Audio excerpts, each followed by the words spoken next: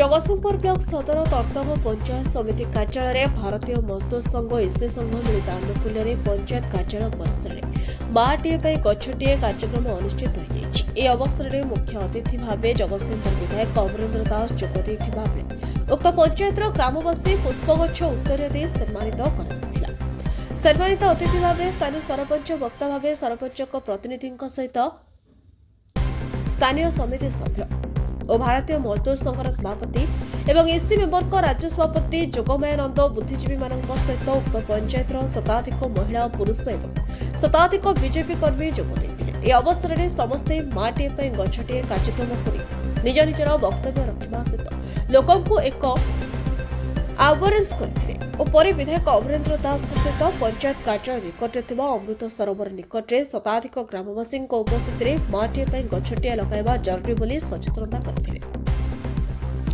जहां नहीं उक्त सरोवर साइड विधायकों द्वारा वृक्षारोपण कार्यक्रम अनुष्ठित हो साथी फरेस्ट अधिकारी सहित सरपंच एससी मेंबर राज्य सभापति और भारतीय मजदूर संघर सभापति समिति सभ्य शताधिक ग्रामवासी और 28 पंचायत शताधिक एससी मेंबर कर्मकर्ता उपस्थित में वृक्षारोपण कर जगतसिंहपुर जिलार संग्राम किशोर पट्टनायक रिपोर्ट आवाज ओडिशा।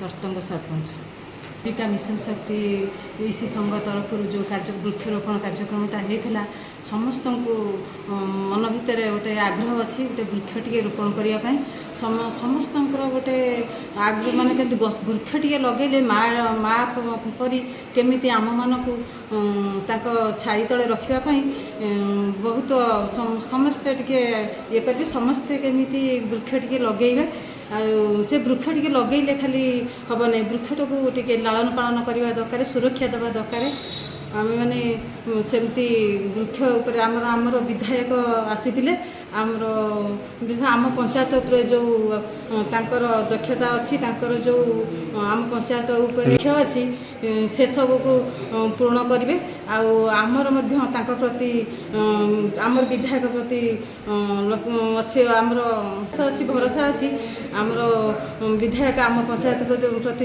भल काम करेंगे आमे माने सहयोग सब हाथ बढ़ेचु सब सी आम पंचायत उपर लक्ष्य थी आम विधायक जमी आम पंचायत प्रति लक्ष्य अच्छी आमर प्रति अच्छी साथी आम भरोसा नहीं आम आग को साथी सबुदिन रही आग को आम पंचायत केमती बढ़े से आमर आज माँ जो गछटी आम जुलाई 7 रु आज जाए कर आज सबुठ बड़ कार्यक्रम तर्तंग पंचायत देखिलु आमर मिशन शक्ति एवं बीएमएस भारतीय मजदूर संघ तरफ मिलित आनुकूल्य आमर जो कार्यक्रम टी है एथिरे आमर महामंचर सभापति महामायानंद महोदय आमर सरपंच समिति सभ्य महोदय एवं आमर बड़ भाई आज सुखदेव भाई जी कि प्रिजाइडिंग करुले आम सहित फॉरेस्ट डिपार्टमेंट मुख्य जगतसिंहपुर जिलार जोगमायानंद महोदय जी कि आमर महामंचर नेतृत्व नौचंती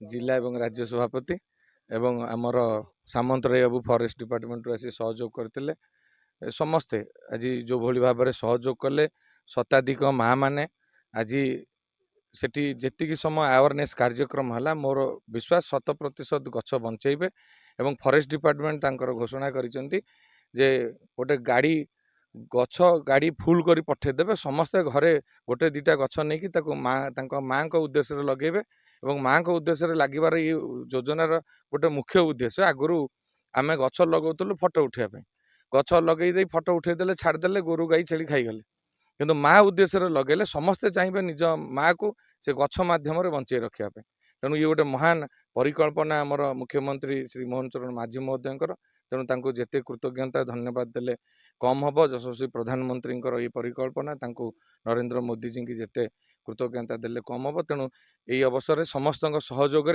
तर्तंग पंचायत आज अमृत सरोवर ବୃକ୍ଷରୋପଣ ହେଉଛି ଏବଂ ଗାଁବାସୀ ମାନେ ବହୁତ ଉତ୍ସାହିତ ଅଛନ୍ତି ଯେ ଯେତେ ଗଛ ଲାଗିବ ଆମେ ତାକୁ ବଞ୍ଚେଇକି ରଖିବୁ। କାରଣ ଏଇ ଯେଉଁ ତୁଠରେ ବହୁତ ଲୋକ ଆସୁଛନ୍ତି 10 ତୁଠ କରିବା ପାଇଁ। ଏଠି ଲୋକ ମଧ୍ୟ ରେଗୁଲାର ଗାଧାନ୍ତି। ଏଠି ଗୋଟେ ବି ଅଘଟଣ ହେଇଯାଇଥିଲା। ତେଣୁ ମୁଁ ଆଗକୁ ଚାହିଁବି ଏଠି ସୁଇମିଂ ପୁଲଟା ବି ଏଠିକି ଆଣିବାକୁ। କାରଣ ଷ୍ଟାଡିୟମ ରହିଲା ନବକୃଷ୍ଣ ଚୌଧୁରୀ ଷ୍ଟାଡିୟମ, ଆମର ଏଠି ବ୍ଲକ ସ୍ତରୀୟ ତରତଙ୍ଗରେ ଷ୍ଟାଡିୟମ ହବ ଏବଂ ନନ୍ଦାବ୍ରତ ଷ୍ଟାଡିୟମ ଅଛି। ତିନିଟା ରହିଲେ ରାଜ୍ୟସ୍ତରୀୟ କ୍ରୀଡ଼ା ପ୍ରତିଯୋଗିତା କରିବାକୁ ଅର୍ଗାନାଇଜର ମାନଙ୍କୁ ସୁବିଧା ହବ। ଏବଂ ତା ସହିତ ଏଇ ଯେଉଁ ଯଦି ସରପଞ୍ଚ ମହୋଦୟ ଚାହାନ୍ତି ଏବଂ ତାଙ୍କ ପ୍ରତିନିଧି ଚାହାନ୍ତି ଆମେ ମଧ୍ୟ ଏଠି ସୁଇମିଂ ପୁଲଟା ନେଇ ଆସିଲେ ଏଠିକା ପିଲା ମଧ୍ୟ ପ୍ରଶିକ୍ଷିତ ହେବେ ଏବଂ ଯେଉଁମାନେ ଖେଳ ପ୍ରଶିକ୍ଷଣ ନେବେ ଷ୍ଟାଡିୟମରେ, କାରଣ 15 କୋଟି ଟଙ୍କାର ଇନଭେଷ୍ଟମେଣ୍ଟ ହବ, ଖାଲି କୋଠାବାଡ଼ି ନୁହଁ, ତାଙ୍କୁ ପ୍ରଶିକ୍ଷିତ କରାଯିବ, ତାଙ୍କୁ କୋଚ୍ ରହିବେ, ତାଙ୍କର ସୁରକ୍ଷା ବଳୟ ଭିତରେ ରହିବେ। ତେଣୁ ସେମାନେ ମଧ୍ୟ ସୁଇମିଂ ପ୍ରାକ୍ଟିସ୍ କରିବେ। ସମସ୍ତଙ୍କର ସୁଇମିଂଟା ଆବଶ୍ୟକତା ଅଛି, ନିଜର ଶାରୀରିକ ବିକାଶ ପାଇଁ ସୁଇମିଂର ଆବଶ୍ୟକତା ଅଛି ଏବଂ ସୁଇମିଂ ଯିଏ ରେଗୁଲାର କରନ୍ତି ମ୍ୟାକ୍ସିମମ୍ ରୋଗ ତାଙ୍କୁ ହୁଏ ନାହିଁ। ତେଣୁ ସେଥିପାଇଁ ସରପଞ୍ଚ ମଧ୍ୟ ଚାହିଁଲେ ସୁଇମିଂ ପୁଲ ପ୍ରୋଜେକ୍ଟଟା ମଧ୍ୟ ଏଇ ତରତଙ୍ଗରେ ଏଇ ଜାଗାରେ ହବ। ବଢ଼ିଆ କରି ସରପଞ୍ଚଙ୍କୁ ଧନ୍ୟବାଦ ଦଉଛି। ଏ ଯେଉଁ ଅମୃତ ସରୋବରଟି କରିଛନ୍ତି ସ୍କୋୟାର ସାଇଜର ବହୁତ ବଢ଼ିଆ ହେଇଛି। ଏଇଟା ବୋଧେ ପାଖାପାଖି 100 ମିଟର ହେଉଛି ଲମ୍ବ ରହିବ ପହଁରିବା ପାଇଁ। ବହୁତ ଇଭେଣ୍ଟ ମଧ୍ୟ ଏଠି ପ୍ରତିଯୋଗିତା ମଧ୍ୟ ରାଜ୍ୟସ୍ତରୀୟ ହବାର ମାନେ ସମ୍ଭାବନା ଅଛି। ଏସି ସଂଘର ମୁଁ ଜିଲ୍ଲା ତଥା ରାଜ୍ୟ ସଭାପତି। ଆଜ୍ଞା, ଆଜି ଯେଉଁଭଳି ଭାବରେ ତରତଙ୍ଗ ପଞ୍ଚାୟତରେ ଯେଉଁଭଳି ଭାବରେ ବୃକ୍ଷରୋପଣ କାର୍ଯ୍ୟକ୍ରମ ମା ପାଇଁ ଗଛଟିଏ କାର୍ଯ୍ୟକ୍ରମ କରାଯାଇଥିଲା, ତାର ଉଦ୍ଦେଶ୍ୟ ଲକ୍ଷ୍ୟ ରହିଛି। ଆଜ୍ଞା, ଆମର ଗତ ବର୍ଷ ମଧ୍ୟ ଆମେ ଓଡ଼ିଶା ଜୀବିକା ମିଶନ ଏସି ସଂଘ ତରଫରୁ ଆମେ ବୃକ୍ଷରୋପଣ କରିଥିଲୁ। ଆମର ଯେଉଁ ପାଦୁକା ଆଶ୍ରମରେ ଗଲା ବର୍ଷ କରିଥିଲୁ। ବର୍ତ୍ତମାନ ଦେଖିବେ ଯାଇକରି 5ଟା ଗଛ ଆମେ ଗୋରଡ଼ିରେ ଲଗେଇଥିଲୁ। ସେ 5ଟା ଗଛ ଏବେ ବର୍ତ୍ତମାନ 5 ଫୁଟ 5.5 ଫୁଟର ହେଇଗଲାଣି, ବଞ୍ଚିଛି। ଆଉ ଆମେ ଆଜି ମଧ୍ୟ ଯେଉଁ କରିଛୁ ଆମର ତରତଙ୍ଗ ପଞ୍ଚାୟତର ଯେଉଁ ହେଇଛି ଅମୃତ ସରୋବର, ସେଇଠି ଆମେ ଗଛ ବୃକ୍ଷରୋପଣ କରିଛୁ। ଆମର ଓଡ଼ିଶା ଜୀବିକା ମିଶନ ଏସି ସଂଘ ତରଫରୁ ଭାରତୀୟ ମଜଦୁର ସଂଘ ଆମର ଯେଉଁ ଟ୍ରେଡ୍ ୟୁନିୟନ ଗୋଟିଏ, ତାର ଆମେ ସଦସ୍ୟ ଅଛୁ। ଆଉ ଆମର ପ୍ରିୟ ବିଧାୟକ ଆଜି ଆମକୁ ବହୁତ ସପୋର୍ଟ କରିଛନ୍ତି। କ'ଣ ଉଦ୍ଦେଶ୍ୟ ଗଛ ଲଗାଇବାର? ଆମର ସରକାରଙ୍କର ଯୋଜନା ରହିଛି। ଆମର ଆଗରୁ ମଧ୍ୟ ସରକାର ତ ଏବେ ଯେଉଁ ମୋହନ ଚରଣ ମାଝୀ ସାର୍ ଯେଉଁ ଗଲା ବର୍ଷ କରିଥିଲେ ମା ପାଇଁ ଗଛଟିଏ, ମାଆର ବାପା ମାଆଙ୍କର ଯେମିତି ଯତ୍ନ କରାଯାଏ ସେଇଭଳି ଆମେ ମାଆଟିକୁ ସ୍ନେହ ଶ୍ରଦ୍ଧା ଯେମିତି ସମ୍ମାନ ଦେବା କଥା, ସେହିପରି ଭାବରେ ଆମେ ଗୋଟିଏ ଗଛ ପ୍ରତ୍ୟେକ ମାଆଙ୍କୁ ଆମେ କହିଛୁ ଗୋଟିଏ ଗଛ ନିହାତି ରୋପଣ କରିବେ। ଆଉ ମା ପରି ତାଙ୍କୁ ସ୍ନେହ ମମତା ଦେଇ ବଢ଼େଇବେ, ଗଛର ଯତ୍ନ ନେବେ, ଯେମିତି ଗଛଟି ବଡ଼ ହେଇକିନା ଫୁଲ ଫଳ ଛାୟା ପ୍ରଦାନ କରିବ, ପରିବେଶକୁ ସୁରକ୍ଷିତ ରଖିବ। ଆମର ଯେଉଁ ସମାଜ ଆଜି ଯେଉଁ ପ୍ରକାର ଗରମ ଆଉ ହେଉଛି, ଯେଉଁ ଅନୁଭୂତ ହେଉଛି, ଯେଉଁ ପ୍ରାକୃତିକ ବିପର୍ଯ୍ୟୟ ହେଉଛି, ତାର ନିହାତି ଏଇଟା ସୁଫଳ ମିଳିବ ଆମକୁ। ଆଉ ଆମର ଆଗାମୀ ପିଢ଼ି ଆର ଇଏ କରିବେ, ଯେଉଁ ଆମର ସମସ୍ତଙ୍କର ଉନ୍ନତି ହେବ ଆଉ ସମସ୍ତେ ଠିକ୍ ଅକ୍ସିଜେନ୍ ପାଇବେ। ଆଉ ସଠିକ୍ ସମୟରେ ଆମର ଯେମିତି ଖରା ବର୍ଷା ଶୀତ ଅନୁଭବ କରୁଛେ ସେଟାକୁ ଆମେ ଠିକ୍ ଅନୁଭବ କରିବା। ଅକ୍ଷୟ ଦାସ, ଜିଲ୍ଲା ସଭାପତି, ଭାରତୀୟ ମଜଦୁର ସଂଘ। ଆଜିର ଏ ଯେଉଁ କ'ଣ ମାଟିଏ ପାଇଁ ଗଛ ଯେଉଁ ଆମର ନାରା ଅଛି ସରକାରଙ୍କ ତରଫରୁ, ସମାଜର ଯେଉଁ କ'ଣ ଗ୍ଲୋମିଂ ଆଡମିସନ୍ ହେଉଛି, ସେଥିପାଇଁ ଆଜି ଆମେ ଗଛକୁ ଗୁରୁତ୍ୱ ସହକାରେ ବିଚାର ନେଇ ସମାଜ ରହିବ, ମଣିଷ ରହିବେ, ଗଛଟେ ନ ରହିଲେ ମଣିଷର କ'ଣ ସ୍ଥିତି ଅସମ୍ଭବ। ସେଇଥିପାଇଁ ଆଜିର ପ୍ରୋଗ୍ରାମ, ସେଥିପାଇଁ ଆଜି ଆମେ ପ୍ରାୟ 100ରୁ ଉର୍ଦ୍ଧ୍ୱ ସଂଖ୍ୟା ବିଶିଷ୍ଟ ଗଛ ଲୋକ ସହିତ